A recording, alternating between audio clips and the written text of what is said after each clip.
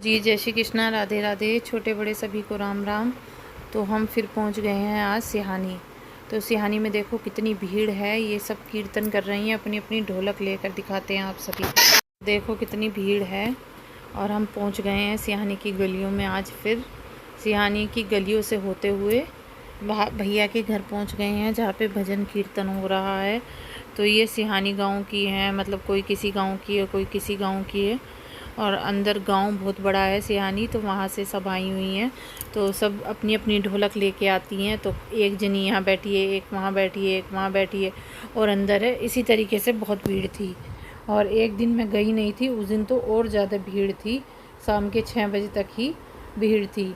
तो देखो कितनी भीड़ होती है जब चाव ले करके जाते हैं, जब कोई नगरकोट को चला जाता है। तो बाद में उनके घर पे जो रहते हैं पंत वगैरह, वो पूजा पाठ करवाते हैं और उनके घर पे जाते हैं। और इसी तरीके से चाव लेके जाते हैं। देखो टोकरे में जो खील वगैरह रखी हुई हैं, तो बहुत मन लगता है। सब औरतें चाव ले करके आई थी, और बीच में ये भाभी खड़ी हुई थी, अंदर वो दीदी खड़ी हुई थी। ये दीदी पानी वगैरह पिला रही थी, तो डांस कर रही थी बीच बीच में। और देखो सब कितनी भीड़ थी, मतलब एक को पहले बैठा देते थे और एक अंदर चाव लेके जाते थे। पहले ये घूमते थे, मतलब भजन गाते हैं इसी तरीके से। बहुत दूर दूर से आते हैं, तो बहुत भीड़ थी। भजन कीर्तन होता रहता है, पूरे दिन चलता रहता है इसी तरीके से। जब तक वो नगरकोट से आ नहीं जाते हैं ना, तब तक ऐसी भजन कीर्तन चलता रहता है। ये भाभी खड़ी हुई हैं, इनकी बेटी ले रखी है इन्होंने गोद में। ये इधर दीदी हैं। और देखो कट्टा भर भर के जो ये इसके अंदर पता क्या होता है, मुरमुरे होते हैं, मुरमुरे। इनको बोलते हैं चाव लगाना। जब कोई किसी के घर चाव लगाने जाता है ना, जैसे कोई नगरकोट को चला जाता है, तो इसी तरीके से मुरमुरे ले जाए जाते हैं, बहुत सारे सारे। और फिर ये मुरमुरे सब में बंटते हैं। तो इधर देखो डांस हो रहा है। ये अपनी अपनी ट्रे लेके लगी पड़ी हैं, पानी पिला रही थी, तो ट्रे लेके लगी पड़ी हैं। उधर देखो वो डांस कर रही हैं। 4-5 जगह मतलब इन्होंने अपनी अलग अलग मंडली बना रखी थी, और इसी तरीके से डांस हो रहा था। तो बहुत मन लगा, और बहुत ही भीड़, और भंडारा तो चलता ही रहता है। पूड़ी सब्जी, दाल चावल, छोले चावल बनते हैं। ये जितने भी जने थे, सबको मतलब चाय पानी और खाना खिलाकर ही भेजना पड़ता है। तो बहुत अच्छा लगता है। बहुत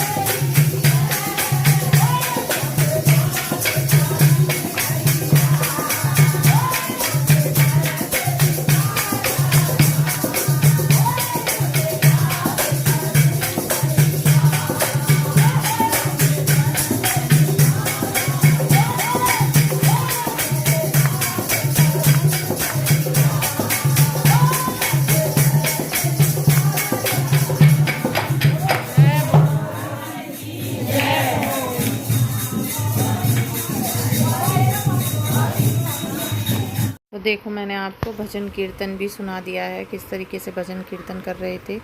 और ये देखो सब परात में और तसले में सब मुरमुरे ले रहे थे। आधी भीड़ तो चली गई थी उधर की तरफ, दूसरी तरफ खाना पीना हो रहा था। ये मामी बैठी हुई हैं, जो भाभी हैं उनकी मामी हैं, और ये इनकी जो भाभी हैं उनकी भतीजी की सासू माँ हैं। तो पूरा भीड़ थी, सब थे। देखो कितनी भीड़ हो रही थी, वहाँ पैर रखने तक की जगह नहीं थी। सब जय माता दी जय।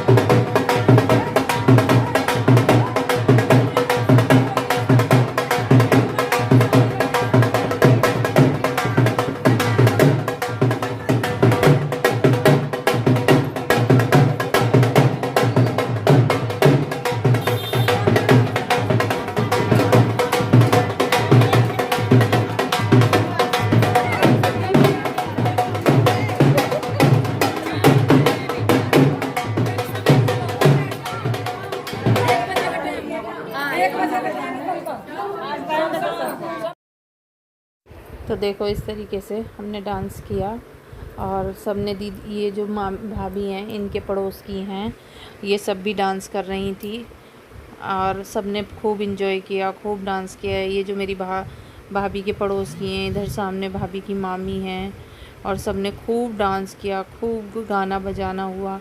इसी तरीके से होता है जब नगरकोट को कोई चला जाता है, मतलब 9 देवियों पे कोई जाता है, तो उसके बाद में जो घर में जो है ना बहुत भीड़ और चहल पहल होती है और सबको भोजन ज़रूर कराना होता है। और देखो मैं भी डांस कर लिया है, थक चुकी हूँ इसलिए मैं आके खड़ी हो गई हूँ। बहन ये इन्होंने भी डांस किया, ये भी मटक रही थी, डांस कर रही थी अच्छे से। पूनम दीदी बहुत अच्छे से डांस करती हैं। मेरी दीदी ने इनके ऊपर वार फेर किया।